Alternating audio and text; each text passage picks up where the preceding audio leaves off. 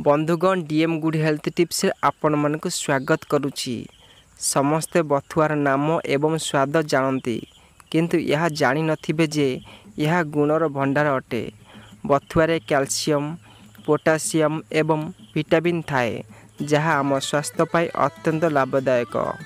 यह जेते पुष्टिकर सेते भल स्वाद मध्य भल होइथाए। आपण जेतेबेले याकु चाहिबे याकु प्रस्तुत करी खाई परिबे। आज आमे आपणक पाई बथुआर किछि लाभ विषय कहिबी जहाँ साहाय्य आपणकर असुविधार मुक्ति पाई परिबे। जदि आपणक पिलांक पेटेरे पोक समस्या थाए तेबे बथुआ आपनकु साहाय्य करि परिबो। बथुआ को पेशी करी तार रस को प्रस्तुत करंतु। यहाकू आपणक पिलांकु प्रतिदिन पियांतु।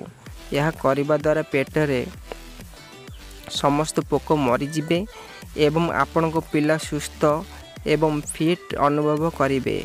आपण यार फलाफल किछि दिन मध्य देखिबे। बथुआ खाइबा द्वारा तुमर कोष्ठकाठिन्य समस्या मध्य दूर होई पारिबो। सप्ताह रे अति कम रे 2 थर बथुआ शाग खाआंतु। आपणकर हजम शक्तिशाली होइथाए एवं आपणक कोष्ठकाठिन्य समस्या मध्य दूर होइथाए। बंधुगण यह आपन को शक्ति मध्य देव जहाँ आपन को सुस्थ एवं उन्नत अनुभव करिवे।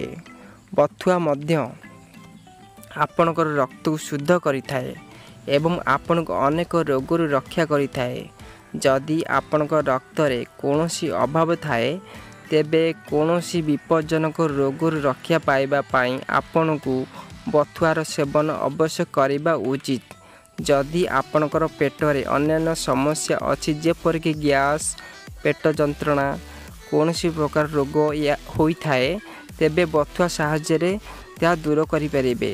आपण बथुआ को महू सहित मिश्रण करी प्रतिदिन पिला मानकु सेवन कराई दियंतु। यह द्वारा आपणकर पिला सुस्थ अनुभव करिवो। गंठी जंत्रणा फुला किडनी समस्या इत्यादि रोग रे बथुआ मध्य बहुत लाभदायक होइथाए। जदि आपण चाहती यार काढ़ा प्रस्तुत करंतु प्रतिदिन नियम पूर्वक याकु सेवन करंतु। बथुआर शाग बहुत लाभदायक होइथाए। समस्ते निश्चिंत भावरे याकु खाइबा उचित। बथुआ मध्य आपणक दांत जनित समस्या दूर करिथाए। किछि लोकंकर दांत जंत्रणा खराब निश्वास इत्यादि रे असुविधा होइथाए। बथुआ पत्र को चोबाई प्रतिदिन निजको सुस्थ रखिबा द्वारा ए समस्या दूर होई पारिबो। वीडियो रे कुआ जाइथिबा बथुआर समस्त लाभप्रद अटे। आपण प्रतिदिन बथुआर सेवन करी ए सब समस्या को दूर करि पारिबे। बंधुगण मु आशा करूछि जे ए वीडियोटी आपण मानको बहुत मात्रा पसंद आसीथिबो। वीडियोटी पसंद आसले वीडियो को लाइक करंतु, अधिक मात्रा शेयर करंतु, कमेंट करंतु। जदि हमर चैनल को सब्सक्राइब करना तो सब्सक्राइब करनेबे। धन्यवाद बंधुगण।